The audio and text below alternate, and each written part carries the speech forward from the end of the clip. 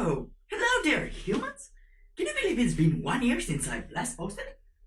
Well, of course you do, because not only is the date displayed underneath the last video I posted, which is like more than 1 year ago, but also you're not subscribed to this channel yet. Taking those two things into account means that you do not believe that I haven't posted for more than a year, which by the theist theory means that you do believe.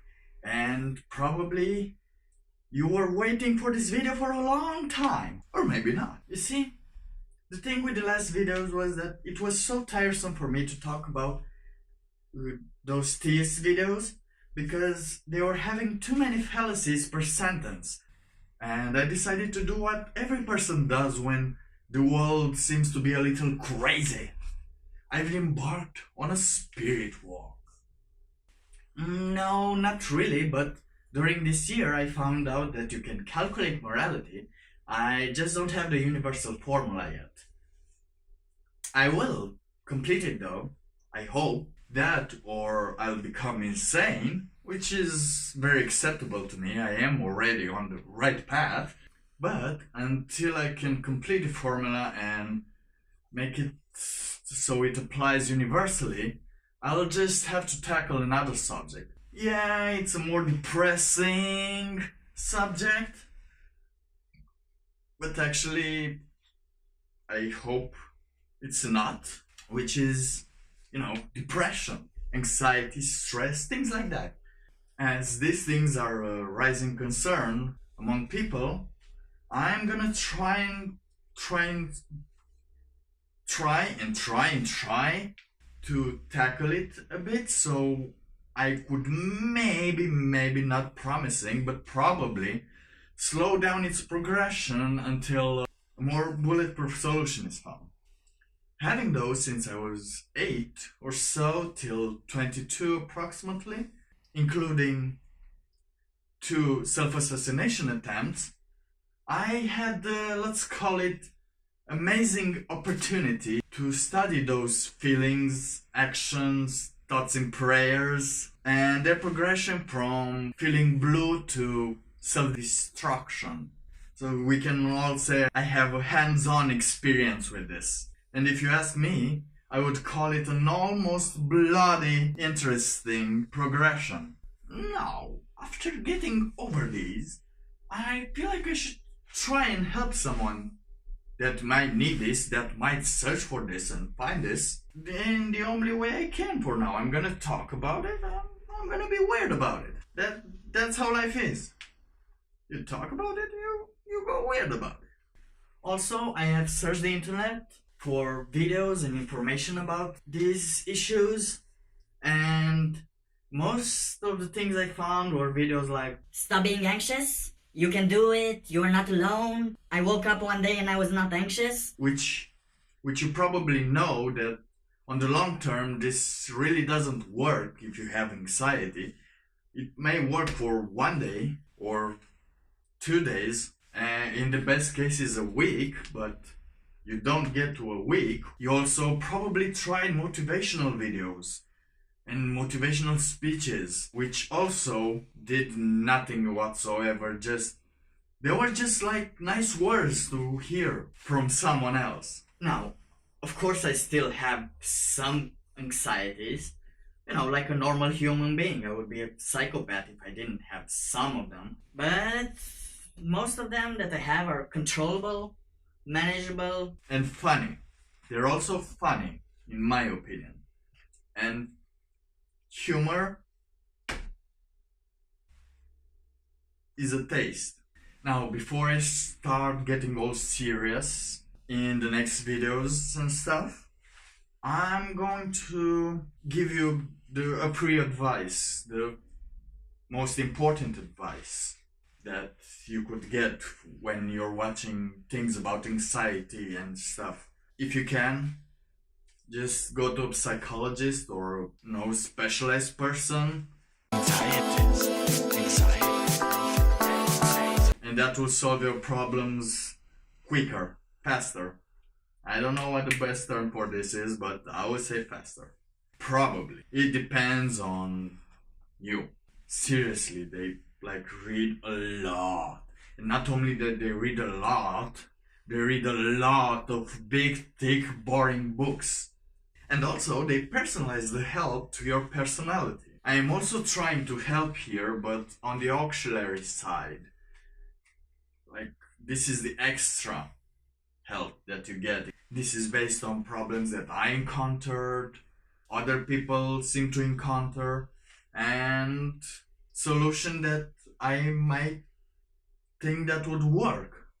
So you can still subscribe or stay subscribed if you're already in love with me, because you may learn some new things. Actually, you know what? Scratch that. You should subscribe and stay subscribed, because you may find some helpful things. Because helpful things are helpful things.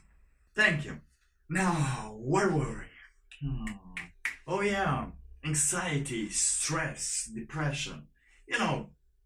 The good stuff. La creme de la creme. The willy to your vanilli. I don't know what that means, but I wanted to make another rhyme. Now, since going to a psychologist or a specialist. Okay, we're gonna call him a specialist from now on. Okay, specialist. Okay, so since the act of going to a specialist can also be anxiety provoking itself, generating thoughts like, can I afford a specialist? I don't have enough money for a specialist. I don't like to talk to new people. I hate talking on the phone with people I don't know. I might also make an appointment, but probably won't show up, so the specialist will judge me even if he doesn't know me, and he probably understands why you're doing this. So you should not have this thought. What if my family, friends, or loved ones find out? What if they think I'm crazy? What if I'm crazy? Actually, these last 3 questions are probably gonna come from a theist family with religious roots, but it doesn't matter, because I'm gonna try and help you with way tinier steps than these. Tiny but sure ones.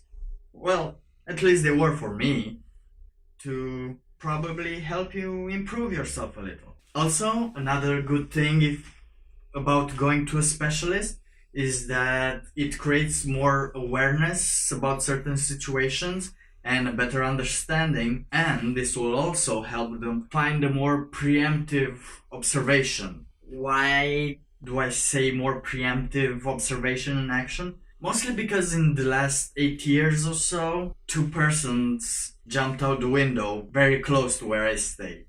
A maximum of 30 meters. I don't know how many foots those are, but it still ruins your coffee. Because it's kind of sad waking up, making your coffee, going out the balcony, smoking a cigarette so you could die faster, just so you could see the other one being overwhelmed and ready to jump right across from you. And since then, I've moved to a new place, 11th floor, great view.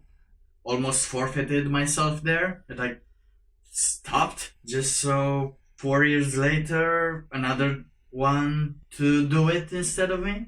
11th floor, as always, next to me.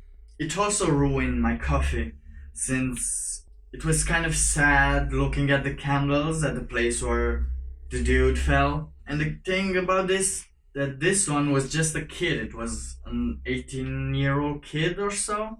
And, as always, nobody saw it coming. He was happy and parents had nothing to complain about. Actually, I'm kind of afraid of moving again. I'll probably move to a ground floor, so if someone jumps from the ground floor, would be because they're too lazy to get out the front door, and that would have been a great cup of coffee for me. And also a cat jumped, but I can't really blame it. Now what I really want is for people to not get in that point anymore.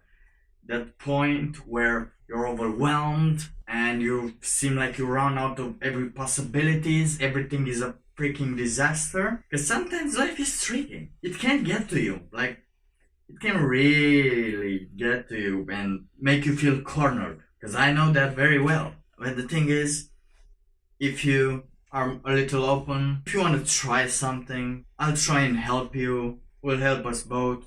And you can see there are more possibilities than you can imagine, because in those situations you can't imagine any of them, so even one is a way bigger number than 0, and things are getting a little better step by step. Now, this was just the intro. Thank you for watching. You'll be seeing me. I will probably hear from you, but won't see you in the first episode, in which we dissect a fragment of the first chapter, which is anxiety.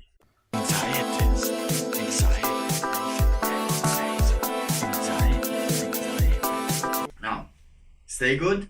See you next time.